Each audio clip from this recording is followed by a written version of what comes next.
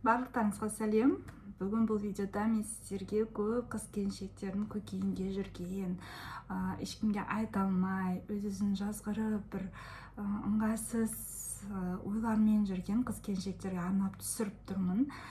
Бұл жерде мен сіздерге осы уақытқа дейін 1045 курс оқып, ешқандай нәтиже көрсете алмаған қыздарға бір күшті лайфхак айтқым келіп тұр. Яғни бұл лайфхакты мен өзімді қолданып көрдім, и менде прям екінші дыхание ашылды да, өз-өзімнің самооценкам да жақсарып қалды, и өмірге деген көзқарасым да өзгерді.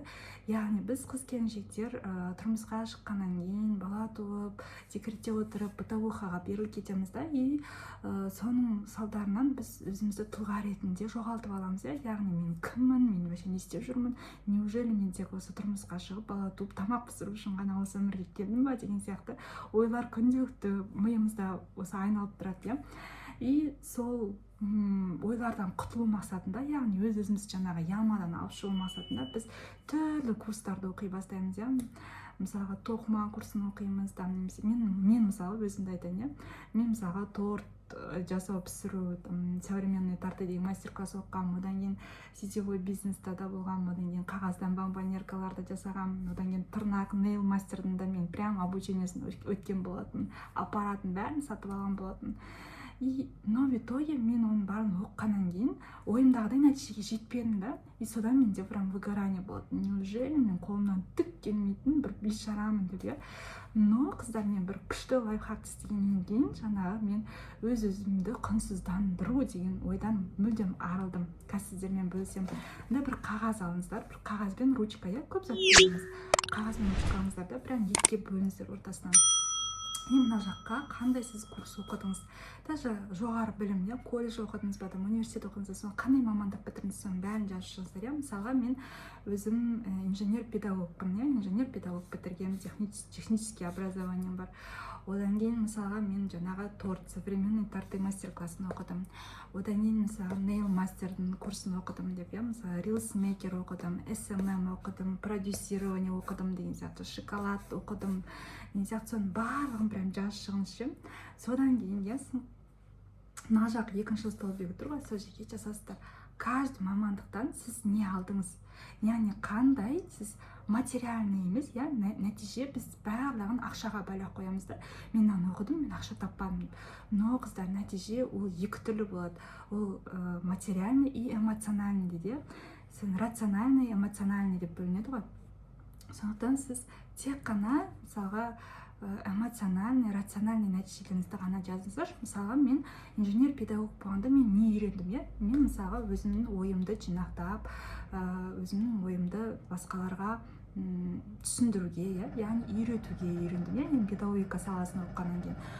Одан кейін инженерия, мысалға транспортная техниканың мұғалімім да, негізі мен мамандығым сол.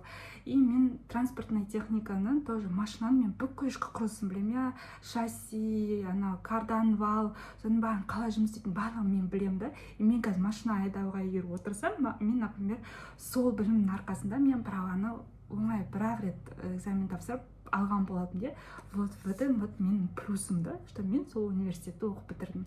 Одан мысалға современный тортыйды бітірген мастер-классын оқығаннан кейін мен мысалға уже білем торт қалай пісіру. Үйде мен жай тәтті пісірейін десем, мысалға мен торт заказ бермей өзім пісіре аламын да. Мен оны мен қызыма да үйрете аламын сол арқылы.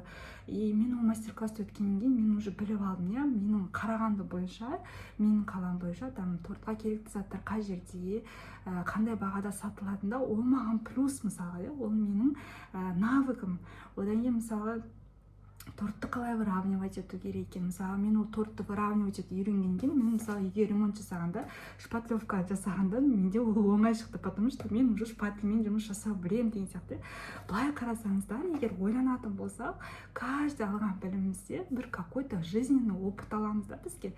Былай қарасаң, торт выравнивать етіп жатқан кезде мен мысалы ойладым ба, мен ертең шпатлевка жасай аламын деп? Жоқ, конечно. Но когда ол менің басыма келгенде, сол ситуация, когда маған надо было шпатлевать қабырғаны, менде уже автоматически навык болғанда да, менде ол оңай болды да.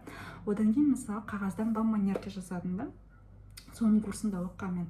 ол мысалы өзімен дизайн барлығын өзім істедім да. И мен қазір сол навыгым арқасында открыткаларды өзім жасаймын. Мысалы бомбонеркаларға андай открыткалар жасаймыз ғой, соның барлығын мен өзім жасаймын, потому что менде уже навык бар ол дизайн жасау дегенде. Одан кейін мен мысалға жаңағы тырнақты жасауды нейл мастерді бітірген болатын да. Оның да маған пайдасы болды. Өйткені бізде нейл мастерлі оқыған кезде, мынау клиенттің тырнағына лак жаққан кезде, мынау қолым дірілдемес үшін мына саусақты осылай столға немесе опора жасап тұру керек деп айтатын. Сол кезде мынау екі саусағын дірілдемейді кисточка ұстағанда деп. Ол маған қазір шоколад саласында прям күшті лайфхак болды. Мен шоколад жасаған кезде, мишкалар жасаймын ғой, неше түрлі, қояндар жасаймын, солардың көздерін боямын ғой. Солардың көздерін бояғанда мен кішкентай тоненький кисточкамен боямын, бітсе ғой өйткені. Сол кезде мен қолым дірілдемес үшін соны мен уже оны білемін, потому что менде ол опыт бар. Яғни маған сол курстардың барын оқу керек болды. Вот мен сіздерге айтқым келіп тұрған осы да. И сіздер когда жаңағында екіге бөліп, қандай курс оқыдыңыздар, и ол курстан сіздер қандай пайда алдыңыздар, қандай навык алдыңыз, соны жазған кезде сіздер түсінесіздер, оказывается, бұның бары босқа емес екен ғой деп, мысалға, оказывается, бұның барлығы менің жолым екен ғой деп, яғни біз өз өміріміздің өзіміз жолын жасаймыз, и какой-то бір направлениемен біз жүріп келе жатамыз, әрекет түбі берекет дейді ғой, и когда-нибудь, Алла ұзақ ғұмыр берсін, когда-нибудь сол навыктың бәрін бойымызға жинап, біз в один момент бір күні просто стрельнем. Бір күні сіз прям ракета сияқты прям ұшасыз. А пока сіз мынаның барлығын оқып жатып, топливо жинап жатырмын деп ойлаңыздаршы. Вот когда сіздер осы ситуацияға сондай көзқараспен қарайсыздар, сіздерде өз-өзіңізді құнсыздандыру, самооценканы түсіру, қолымнан тіккен тұлға ретінде вообще ешкім емессің деген ойлардың барлығы жоқ болып кетеді. И просто сіз өз-өзіңізбен мақтанатын боласыз да, что вот мен мынаны оқыдым, мен қазір осыны істей аламын. Осындай нәтижеге жетуге септігін тигізіп жатыр деп, вот осындай күшті лайфхак айтқым келіп тұр сіздерге. Яғни сіздер қазір оқып жатқан курстарыңыз, кеше оқыған, былтыр оқыған курстарыңыздан сіздер сол моментте нәтиже көрмесеңіздер де, когда-нибудь сіздер оның нәтижесін көресіздер. Просто ізденуді ешқашан тоқтатпаңыздар. Болды, мен толдым, тойдым, ештеңе оқымаймын, болды деген болмайды. Әр затты істеп көру. Сіздің жаныңыз қалап тұр ма, сол білімді сіз білгіңіз келіп тұр ма, сол білім сізге керек екенін түсініп тұрсыз, алыңыз да оқыңыз. Қазір болмаса да болашақта соның жемісін көресіз. Осы мен сіздерге айтқым келген лайфхагым, міндетті түрде жасап көріңіздер. Жасап көргеннен кейін сіздерге қандай ойыңыз өзгерді ме, өз-өзіңізге деген көзқарасыңыз өзгерді ме, қандай сіздер әсер алдыңыздар, соны комментарийға бөлісіп кетіңіздер. Алдағы уақыттарда осындай пайдалы өзім жасап көрген, өзімнің басымнан өткізген лайфхактармен бөлісіп отыратын боламын. Міндетті түрде каналыма тіркеліп алыңыздар. Мынау менің инста парақшам. Инста парақшамда мен тұлға ретінде танысып, жақынырақ таныссаңыздар болады.